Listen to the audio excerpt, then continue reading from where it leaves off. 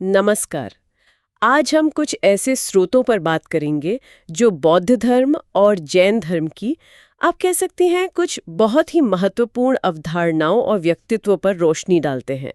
हम खास तौर पर ध्यान देंगे बोधिसत्व और तीर्थंकरों पर। जी हाँ, ये दोनों ही अवधारणाएं बहुत गहरी हैं और इन परंपराओं को समझने के लिए महत्वपूर्ण भी। बिल्कुल, हमारा मकसद यही है कि इन स्रोतों के आधार पर समझें कि ये आध्यात्मिक आदर्श आखिर हैं क्या, इनके गुण क्या हैं। और हाँ, इनमें क्या समानताएं हैं, क्या अंतर हैं। सही कहा। ये एक तरह से इन ज्ञान मार्गों की यात्रा होगी। स्रोतों में जिन हस्तियों का वर्णन है वो करुणा, ज्ञान, मुक्ति, इन सबका एक अद्भुत संगम दिखाती हैं। हाँ, वाकई दिलचस्प है। तो चलिए शुरू करते हैं, शायद बोधिसत्व से। हाँ, ठीक रहेगा। बोधिसत्व शब्द ही अपने आप में बहुत कुछ कहता है। हाँ, स्रोत बताते हैं कि ये संस्कृत के दो शब्दों से बना है, बोधि और सत्व। बोधि मतलब जागरण, ज्ञान। हाँ, जागरण या ज्ञानोदय। और सत्व मतलब प्राणी या अस्तित्व। तो मतलब हुआ ज्ञान का सार रखने वाला प्राणी। लेकिन इसमें एक और बात है ना, कि वो बुद्धत्व पाना चाहते हैं पर सिर्फ अपने लिए नहीं। बिल्कुल, यही मुख्य बात है, खासकर महायान परंपरा में। स्रोत यहाँ थेरवाद और महायान के दृष्टिकोण का अंतर भी बताते हैं। हाँ, थेरवाद में बुद्ध एक ऐतिहासिक आदर्श हैं जिन्होंने निर्वाण पा लिया, लेकिन महायान में बोधिसत्व का आदर्श सामने आता है। ये वो महान व्यक्ति हैं जो, देखिए, महान करुणा से प्रेरित होकर सभी प्राणियों के लाभ के लिए ज्ञान प्राप्त करने का काम कर रहे हैं। मतलब वो अपनी मुक्ति को भी शायद टाल सकते हैं दूसरों की मदद के लिए। हाँ, बिल्कुल, यही महायान का केंद्रीय भाव है। परोपकार, करुणा, ये बोधिसत्व मार्ग की पहचान है। ये तो बहुत ही ऊंचा आदर्श है। स्रोत बोधिसत्व के 4 गुणों का भी जिक्र करते हैं। ब्रह्म विहार, जी, ब्रह्म विहार या दिव्य निवास, ये सिर्फ सोचने की बातें नहीं बल्कि सक्रिय अभ्यास हैं। पहला है मैत्री। मैत्री यानी प्रेम पूर्ण दया। हाँ, प्रेम पूर्ण दया, लेकिन सिर्फ एक भावना नहीं। स्रोत कहते हैं कि इसमें सभी के प्रति सक्रिय सद्भावना, सहयोग की इच्छा है। अगर कोई दुखी है तो उसकी मदद करने की भावना। अच्छा। और दूसरा गुण है करुणा, कंपैशन। हाँ, करुणा। ये मैत्री से भी शायद एक कदम आगे है। दूसरों के दुख को न सिर्फ समझना बल्कि महसूस करना। और दिलचस्प बात यह है, जैसा स्रोत बताते हैं, इसमें अपने दुख के प्रति भी करुणा शामिल है। अपने दुख के प्रति भी? ये महत्वपूर्ण है। बिल्कुल। और फिर उस दुख को दूर करने के लिए सक्रिय होना। तीसरा गुण है मुदिता। मुदिता यानी सहानुभूतिपूर्ण आनंद, दूसरों की खुशी में खुश होना। सही, दूसरों की सफलता में, उनकी खुशी में सचमुच प्रसन्न होना, चाहे हम उन्हें जानते भी ना हो। ये ईर्ष्या का बिल्कुल विपरीत है। आज के समय में तो ये बहुत जरूरी लगता है। और चौथा है उपेक्षा। ये थोड़ा मुश्किल लगता है समझने में। संभाव। हाँ, उपेक्षा यानी संभाव या मानसिक संतुलन। देखिए, इसका मतलब उदासीनता बिल्कुल नहीं है, जैसा कई बार लोग समझ लेते हैं। अच्छा, तो फिर क्या है? स्रोत बताते हैं कि इसका अर्थ है सभी प्राणियों के प्रति अनादर से बचना, सबके लिए सहिष्णुता रखना, एक संतुलित पक्षपात रहित नजरिया। ये बाकी 3 गुणों मैत्री, करुणा, मुदिता को बैलेंस करता है। बैलेंस करता है? कैसे? ताकि वो गुण आसक्ति या घृणा में ना बदल जाएं। मतलब प्रेम है पर चिपकाव नहीं, करुणा है पर दुख में डूबना नहीं, खुशी है पर उत्तेजना नहीं, उपेक्षा एक तरह की स्थिरता लाती है। समझ गए। तो ये चारों मिलके एक पूरा नैतिक और भावनात्मक ढांचा बनाते हैं। बिल्कुल। अब इन गुणों को ध्यान में रखकर देखें तो स्रोत जिन खास बोधिसत्वों का जिक्र करते हैं वो और भी प्रासंगिक हो जाते हैं, जैसे अवलोकितेश्वर। हाँ, अवलोकितेश्वर का नाम तो बहुत सुना है। बुद्ध के 3 रक्षक देवताओं में से एक है ना? जी हाँ, उन्हें पद्मपाणि भी कहते हैं, कमल धारण करने वाले। और सबसे महत्वपूर्ण, करुणा के बोधिसत्व। उनका चित्रण अक्सर कमल लिए हुए होता है। और स्रोत ये भी बताते हैं कि कुछ परंपराओं में उन्हें स्त्री रूप में भी दिखाया गया है। हाँ, ये करुणा की कोमलता और ग्राह्यता का प्रतीक हो सकता है। महायान के प्रसिद्ध कमल सूत्र में उनका काफी वर्णन है। और अजंता की गुफाओं में भी उनके चित्र हैं। और ये बात भी दिलचस्प है कि कंबोडिया में, जहाँ थेरवाद का प्रभाव ज्यादा है, उन्हें लोकेश्वर के रूप में पूजा जाता है। हाँ, ये दिखाता है कि करुणा का ये आदर्श कितना व्यापक है, सीमाओं के पार भी। बिल्कुल। फिर आते हैं मैत्रेय, भविष्य के बोधिसत्व। हाँ, मैत्रेय। मान्यता है कि वे अभी प्रकट नहीं हुए हैं, पर भविष्य में पृथ्वी पर ज्ञान प्राप्त करेंगे। गौतम बुद्ध के उत्तराधिकारी माने जाते हैं। ये एक तरह की आशा की भावना देता है ना, कि धर्म का चक्र चलता रहेगा। सही कहा, ये निरंतरता का प्रतीक है। स्रोतों में कुछ और नाम भी हैं। मंजुश्री, वो ज्ञान के बोधिसत्व हैं। हाँ, मंजुश्री बुद्धि और ज्ञान के प्रतीक। वो भी 3 रक्षक देवताओं में से एक हैं। उनका चित्रण अक्सर एक हाथ में ज्ञान की तलवार लिए होता है, जो अज्ञान को काटती है। बिल्कुल, और दूसरे हाथ में नीला कमल, जो बुद्धि की पवित्रता का प्रतीक है। अजंता में उनके भी चित्र हैं। 4 महान बोधिसत्वों में गिने जाते हैं। अच्छा, फिर वज्रपाणी का भी जिक्र है। ये शक्ति के प्रतीक लगते हैं। हाँ, वज्रपाणी, वज्र यानी बिजली या हीरा धारण करने वाले। ये दृढ़ संकल्प और शक्ति के प्रतीक हैं। ये भी 3 रक्षकों में से एक हैं। उन्हें ध्यानी बोधिसत्व भी कहा गया है। स्रोत ये भी बताते हैं कि उनमें 5 ध्यानी बुद्धों की शक्तियां हैं, वैरोचन, अमिताभ, ये सब। जी, ये तांत्रिक या वज्रयान परंपराओं में उनकी भूमिका की ओर इशारा करता है, जहां ऊर्जा और शक्ति पर काफी जोर होता है। वज्र अज्ञान को नष्ट करने वाली अविनाशी शक्ति का प्रतीक है। और भी नाम है, सामंतभद्र, क्षितिगर्भ, सदा परिभूत, आकाशगर्भ। इतनी विविधता क्यों है इन बोधिसत्वों में? ये महायान की खासियत है। शायद ये दिखाता है कि ज्ञानोदय का मार्ग एक ही तरह का नहीं है। अलग अलग बोधिसत्व ज्ञान, करुणा, शक्ति, ध्यान, रक्षा जैसे अलग अलग पहलुओं का प्रतिनिधित्व करते हैं। मतलब हर किसी के लिए प्रेरणा का स्रोत अलग हो सकता है। हाँ, बिल्कुल। कोई साधक अपने स्वभाव या जरूरत के हिसाब से किसी खास बोधिसत्व से जुड़ सकता है।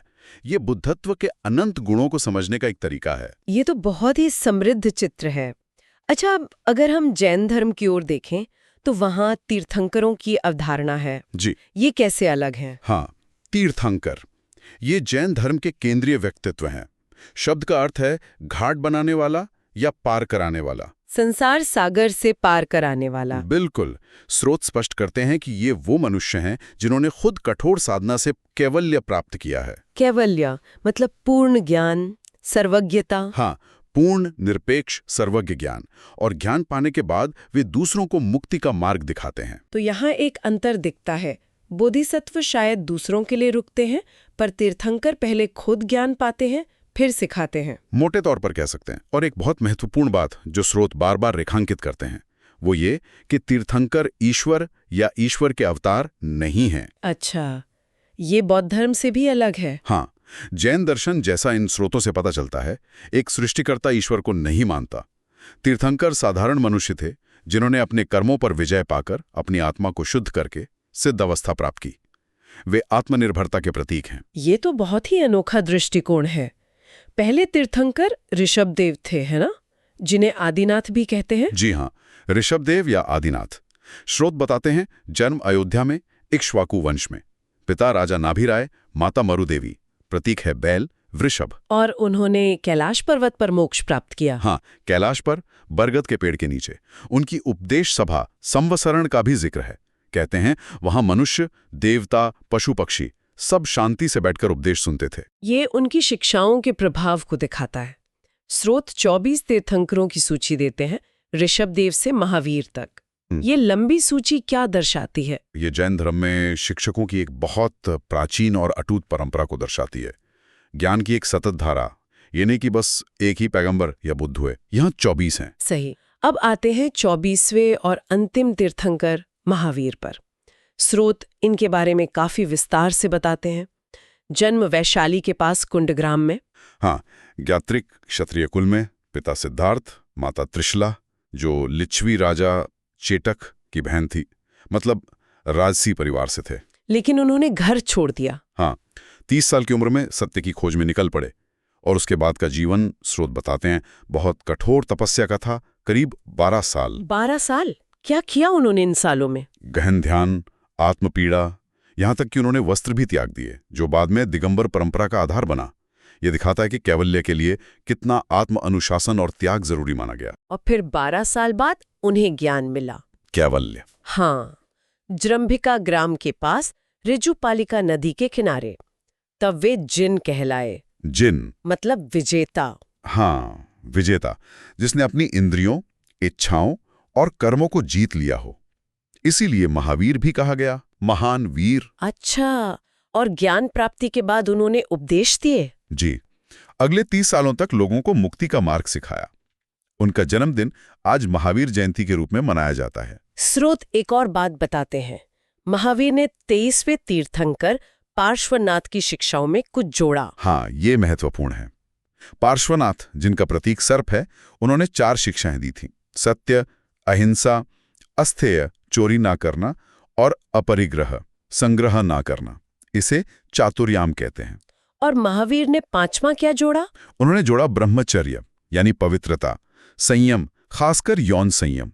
तो ये 5 मिलकर जैन मुनियों के लिए महाव्रत बन गए। और गृहस्थों के लिए थोड़े सरल रूप में अणुव्रत? बिल्कुल, ये जैन आचार संहिता की बुनियाद है, कर्म बंधन को काटने और आत्मा को शुद्ध करने के लिए। और अंत में महावीर ने निर्वाण कहाँ प्राप्त किया? 72 साल की उम्र में पावापुरी में, जो आज बिहार में है। निर्वाण मतलब शरीर छोड़कर जन्म मरण के चक्र से पूरी तरह मुक्त हो जाना। तो अब अगर हम दोनों को साथ देखें, बोधिसत्व और तीर्थंकर, इन स्रोतों के आधार पर क्या मुख्य बातें उभरती हैं? देखिए, दोनों में ज्ञान, मुक्ति और दूसरों का मार्गदर्शन करने का विचार तो है ही। दोनों आत्मसुधार और दुख से निकलने पर जोर देते हैं। हाँ, ये तो समान लगता है, पर अंतर प्रेरणा और शायद रास्ते में दिखता है। महायान में बोधिसत्व की प्रेरणा है असीम करुणा सबके लिए। वो दूसरों के लिए शायद अपनी मुक्ति भी दांव पर लगा सकते हैं। उनका फोकस सब पर है, एक तरह से। हाँ, जबकि तीर्थंकर का मार्ग पहले स्व पर केंद्रित है। कठोर आत्मसाधना से पहले खुद कैवल्य प्राप्त करना, अपनी आत्मा को पूरी तरह शुद्ध करना, और फिर उस ज्ञान को दूसरों को देना। हाँ, फिर दूसरों को वो रास्ता दिखाना जो उन्होंने खुद तय किया है। प्रेरणा, यहाँ आत्मविजय और फिर ज्ञान बांटना है। तो एक तरफ करुणा प्रेरित परोपकार, दूसरी तरफ आत्मविजय के बाद मार्गदर्शन। दोनों ही बहुत शक्तिशाली आदर्श हैं। बिल्कुल। और सोचने वाली बात यह है कि ये प्राचीन अवधारणाएं, बोधिसत्व की करुणा और ब्रह्म विहार या तीर्थंकर का आत्मसंयम, अहिंसा, अपरिग्रह, आज भी कितनी प्रासंगिक हैं। सही कहा। ये हमें अपने जीवन, अपने मूल्यों के बारे में सोचने पर मजबूर करती हैं। हाँ, कि हम दुख को कैसे देखते हैं, दूसरों के प्रति हमारा क्या रवैया है, और क्या हम किसी तरह के आत्मसुधार के मार्ग पर हैं। तो आज हमने इन स्रोतों के जरिए बौद्ध धर्म के करुणामय बोधिसत्वों और जैन धर्म के आत्मजयी तीर्थंकरों को समझने की कोशिश की, अवलोकितेश्वर मैत्रेय से लेकर ऋषभदेव और महावीर तक। जी, और हमने देखा कि ज्ञान, मुक्ति और दूसरों की मदद के ये विचार कैसे अलग अलग ढांचों में सामने आते हैं। बिल्कुल। निष्कर्ष यही निकलता है कि आत्मविजय हो या करुणा, ये रास्ते हमें जीवन के गहरे सवालों के जवाब खोजने में मदद करते हैं। और उनकी प्रासंगिकता आज भी बनी हुई है। श्रोताओं के लिए भी एक विचार छोड़ जाते हैं इन स्रोतों पर आधारित। सोचिए इन 2 अलग अलग प्रेरणाओं के बारे में। एक तरफ बोधिसत्व की प्रतिज्ञा है जो सभी के लिए करुणा से शुरू होती है। दूसरी तरफ तीर्थंकर की अपनी मुक्ति की यात्रा है जिसके बाद दूसरों को सिखाने आता है। क्या ये अलग अलग शुरुआती बिंदु, एक का फोकस सब पर, दूसरे का पहले स्व पर, उस रास्ते को ही अलग तरह से नहीं बनाते होंगे जिस पर चला जाता है? इस पर सोचिएगा जरूर।